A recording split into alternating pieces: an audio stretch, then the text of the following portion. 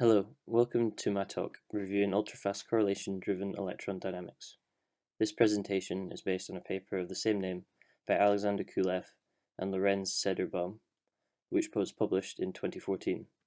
It's mostly a theoretical paper reviewing the theoretical foundation behind triggering electron dynamics, and also speaks about some of the key results that have been obtained by investigating this process. I will start with a brief overview of attosecond chemistry before looking into some of the key concepts that this paper reviews.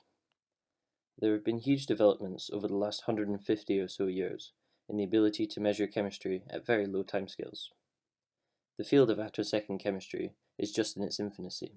However, it has already shown huge promise to be able to observe ultrafast processes, allowing research into multi-electron dynamics. This area of chemistry is now on the scale of electronic motion. This can allow initiation and probing processes to take place on their own natural timescales, before nuclear dynamics comes into play.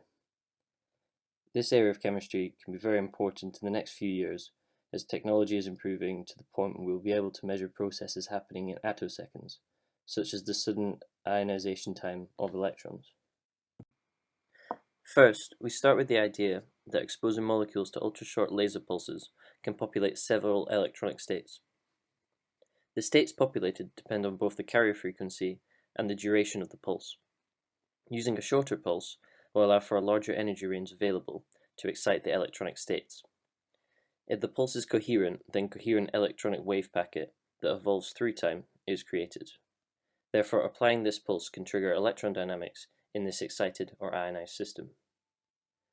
Investigation into the carrier frequency can be used to probe either the inner or the outer valence regimes. A high carrier frequency allows penetration into the inner valence of the molecule. Here, the density of the ionic states becomes very large and the orbital picture of ionization breaks down. At low carrier frequencies, the molecule is ionized in the outer valence, resulting in a lower density of ionic states. Here, the electronic wave packet created will be made of just a few electronic states. The process of ionization represents the removing of an electron from the system or the creation of a hole.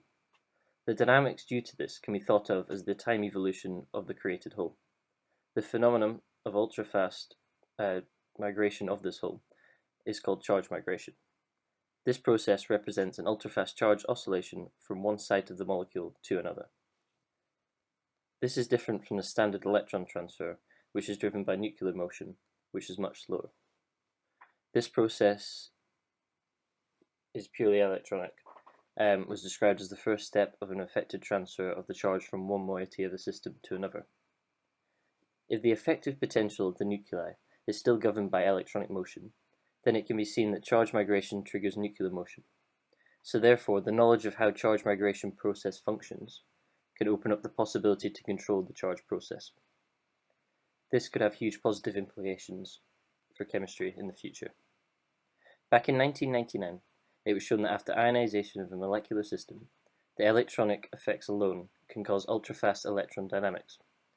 This positive charge created is able to migrate through the system in a few femtoseconds, driven by only the electron correlation and the electron relaxation. Here's a quick example of the deviation of electron density throughout zinc porphyrin, so you have an idea of what I'm talking about. So in this example, the blue areas show where there is higher electron density, and as you can see that as time is progressing, the electron density is oscillating from one side of the molecule to the other.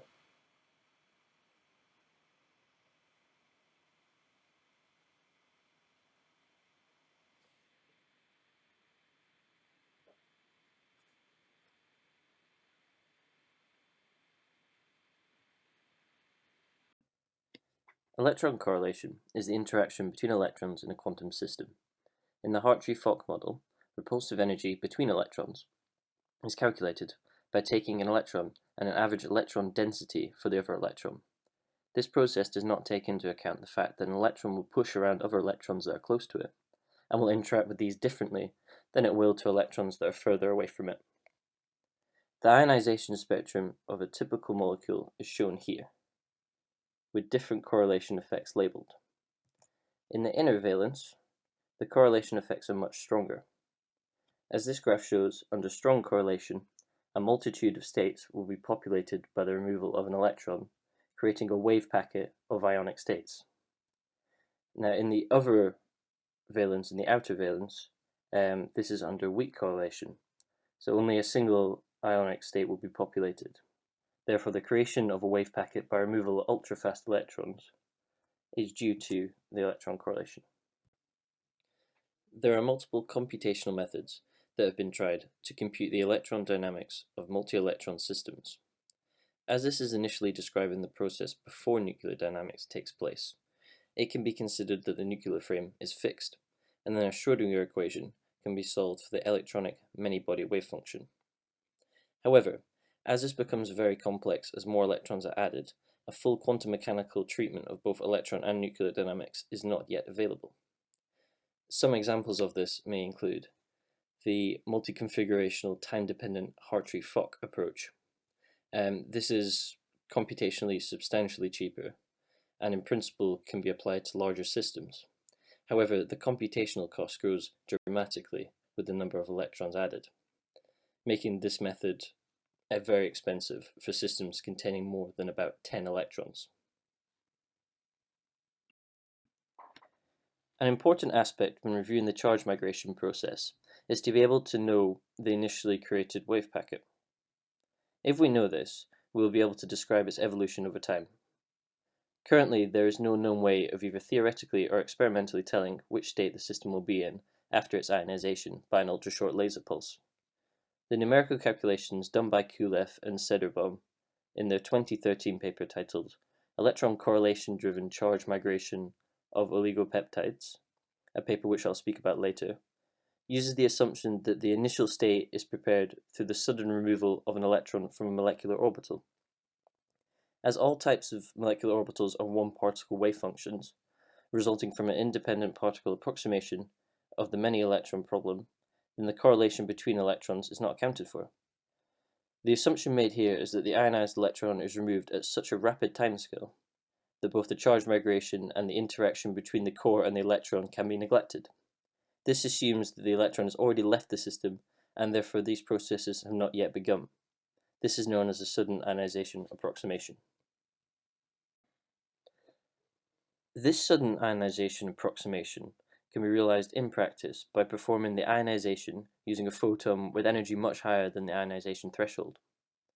As the electron that has been removed from ionization will have a high kinetic energy, it will leave rapidly. The time required for electrons to respond to this sudden ionization was calculated to be 50 attoseconds, regardless of the molecule tested. If the correlation in the state before this ionization is weak, then the pulse length will not directly play a role in the preparation of the state. If the correlation is strong, however, then the probability for a multi-photon absorption is high, and the pulse duration plays a role. Therefore, it is imperative that the pulse is used as short as possible, requiring sub-femtosecond duration. The Hartree-Fock approximation is the best independent particle theory so far to describe the ionization. This is because the many-body corrections contribute at a higher order or perturbation theory than any other approximation choices.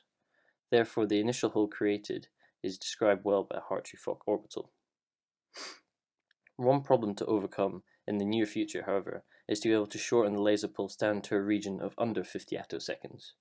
Currently, the shortest literature value recorded is around 80 attoseconds. Until this time is reached, the approximation is just that, and there will be some interaction from the electron correlation as this electron is excited. The electron dynamics that are triggered by the pulse can be evaluated by taking the time propagation of an initially prepared wave packet using the Hamiltonian describing the state of the system.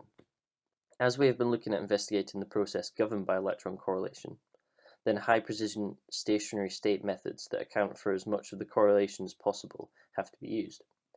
If we know the eigenstates and the eigenenergies of the system, then we can write down the wave packet in the simple form shown here. Here, the eigenstates are denoted by ket(i), with x1 denoting the expansion coefficient. This equation speaks out, as a solution to the time-dependent Schrödinger equation. However, due to superposition of the eigenstates, this becomes very difficult to compute in practice.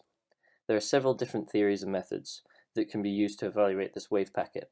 However, in order not to get too bogged down into different techniques, I'll move on and speak about the Hall density. One of the next steps, regardless of how the wave packet is defined, is to describe its evolution through time. In this case, we will be sticking with ionization of a molecule instead of excitation. The evolution of positive charge left after ionization can be computed by evaluating the Hall density, which is the density of the hole created as it evolves over time. This is defined by the equation here. In this equation, the psi n term is the ground state before ionization, rho is the density operator, and psi n to the minus 1 is the initially prepared cationic state. This can be evaluated to a much simpler form below,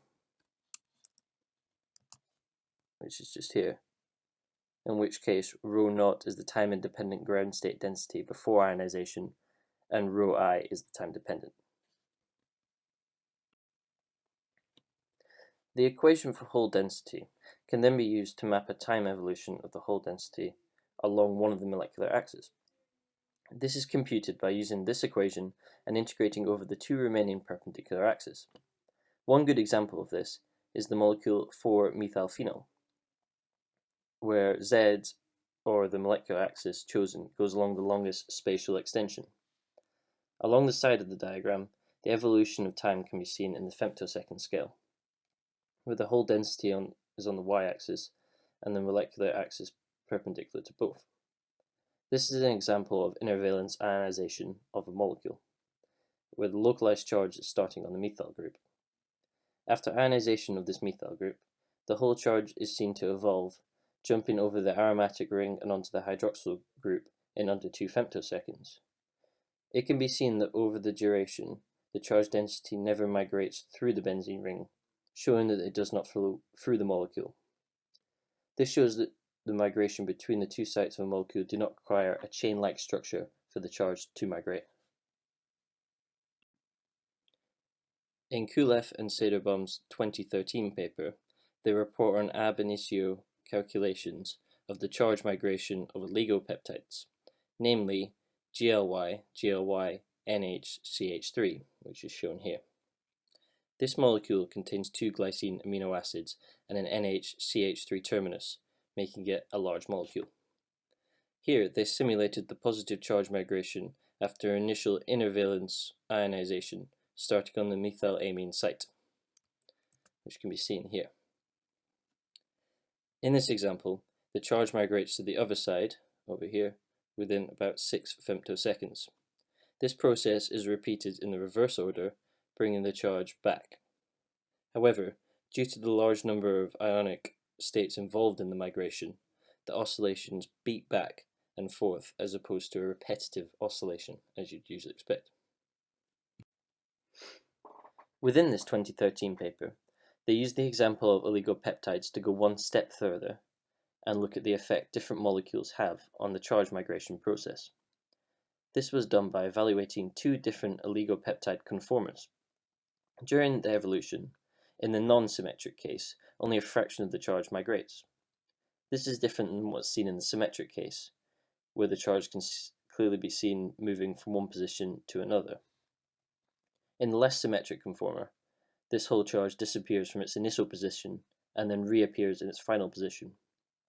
As the idea that flow of charge will be impeded by the bent structure does not reflect the quantum nature of charge migration, it was concluded that symmetric structure facilitates a better coupling, resulting in the charge migration becoming more pronounced. The contribution from inner valence states to the charge migration of a molecule can cause a blurring effect, resulting in the dynamics of the evolution to be harder to characterize. Because of this, more and more practical tests are being conducted by the ionization of outer valence electrons instead. An example of this was conducted by Weinkauf et al. On the molecule penna, which is just shown here. In this example, an electron was removed from the HOMO onto the chromophore site in order to trigger charge migration. This molecule was tested under 2 different geometries. one where the C1 to C2 bond was left as it is, and another where it was elongated by 0.2 angstroms. The time evolution of both molecules is shown here, with this being the whole density evolution for the normal pentamolecule, and here being one for the elongated pentamolecule. It can be seen that for the case of the neutral pentamolecule, only a small fraction of charge is migrated to the nitrogen. Whereas in the case for the elongated molecule, a lot more charge is transferred across, which can be seen by these peaks here. These experiments both took around 4 femtoseconds to migrate. Through this example, it can be seen that there is a strong interplay between the electronic charge migration and the slower nuclear dynamics. As time proceeds, the nuclear dynamics take part in oscillations, with these becoming more pronounced the more elongated the pentamolecule becomes. Eventually the process terminates, with the bond breaking and the charge trapped on the energetically more favorable nitrogen terminal.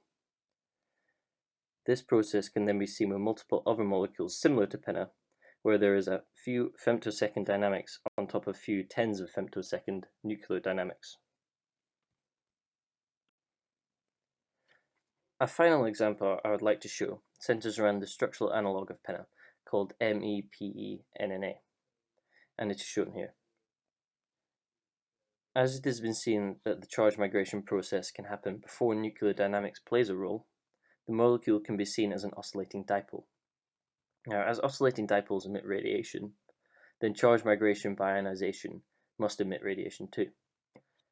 In this example, the whole density evolution was also mapped with a clear indication that the migration process was acting like an oscillating dipole. And this can be seen with the charge oscillating between this point and over here. Here, the construction of the initial wave packet, whether it's a coherent superposition of all the states or just a few, does not impact the charge migration dynamics. It does, however, impact the emission spectra seen in the intensities emitted. This experiment showed that infrared light was emitted from the molecule during the charge migration process. This result showed direct proof that the charge migration phenomena exists. To conclude, I just want to summarize some points that I've made during this presentation in order to allow a bit more clarity. It can now be seen that both the faster electronic and the slower nuclear dynamics are both interconnected with each other. The nuclear dynamics will enter at a later time, usually after a few tens of femtoseconds, and will impact the migration. But the charge migration itself can be shown to happen just due to electron correlation. Due to the sudden ionization approximation, better detectors are required, as we can not currently get below the 50 attosecond threshold in which it takes the electrons to react to an electron removing from the system. We can also see that some molecules will dissociate after the oscillations within the molecule slows down. This is in order to release excess electronic energy. Pure electronic charge migration can operate over long distances and does not require a chain-like structure between it, as charge can migrate from one end to the other without having to pass through the middle, as seen in the example with the benzene ring. Knowing how to control the charge migration process may allow for the control of chemical reaction pathways as well. I believe that Kulef and Sederbaum have laid the foundations down in the paper that has inspired more and more chemists and physicists to research this area. New developments are coming out all the time that are improving on the theory and helping to understand how we could one day control chemical reactions. Thank you for listening to my talk. I hope it was enjoyable and that you've learned something new and interesting today. Thank you very much. If you have any questions, please ask me now.